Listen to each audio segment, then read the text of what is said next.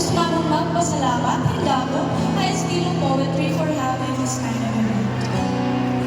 Natagan kami yung chance and iba mga artists to perform.